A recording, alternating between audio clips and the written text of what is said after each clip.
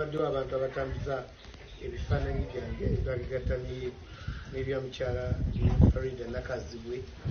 Mu kusooka nga tulaba Lwali tulaba obufaananyi tugamba abaana ba TikTok laba obuntu bwe bakola, naye tugenza okulaba nga kigenze wala, kivudde ku lunaku lumu kifuuse ennaku 2-5 kiwezezza oba ne wiiki, ekitandika n'okuba nti bakidibeetingako.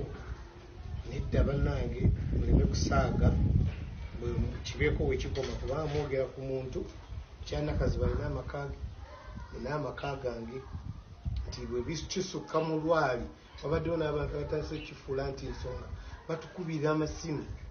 Abantu abamu tebamanyi nti mubeera muli mu kusaaga, ne betuuka otukubira amasimu babuuza biki ebigenda mu maaso, kwegamba ne tutuuka n'okuba nti tutandise kwewozaako nga ekintu ky'Olwali kifuuse ng'ekituufu.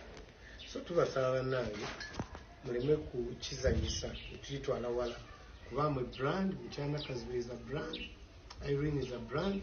So bwe mututeeka mu kintu kibadde ng'Olwali ate nemwagala mukikuze kifuuke ng'ekituufu, sijja batunuulira butunuulizi abakikola.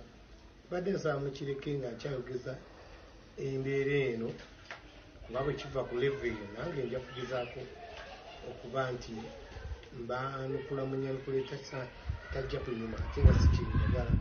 Basaba mukireke ne ku bantu abalala temubayiizaako bu kontenti obwo bwe butyo, kubanga bantu bavunaanyizibwa baba balina families nga tebasaana bikwera. Baddewo abantu abatambuza ebifaananyi byange babigatta n'ebya mukyala Farida Nakazibwe. Mu kusooka nga tulaba Lwali tulaba obufaananyi tugamba abaana ba TikTok laba obuntu bwe bakola, naye tugenza okulaba nga kigenze wala, kivudde ku lunaku lumu kifuuse ennaku 2-5 kiwezezza oba ne wiiki, ekitandika n'okuba nti bakidibeetingako. Nedda bannange muleme kusaaga kibeeko wekikoma, kubanga mwogera ku muntu mukyala Nakazibwe alina amaka ge, nina amaka gange, nti bwe kisukka mu Lwali wabaddewo n'abantu abatandise okukifuula nti nsonga, batukubira amasimu. Abantu abamu tebamanyi nti mubeera muli mu kusaaga, ne betuuka otukubira amasimu babuuza biki ebigenda mu maaso, kwegamba ne tutuuka n'okuba nti tutandise kwewozaako nga ekintu ky'Olwali kifuuse ng'ekituufu. So tubasaba bannange muleme kukizanyisa okukitwala wala, kuba mwe brand, mukyala Nakazibwe is a brand, Irene is a brand. So bwe mututeeka mu kintu kibadde ng'Olwali ate nemwagala mukikuze kifuuke ng'ekituufu, sijja batunuulira butunuulizi abakikola.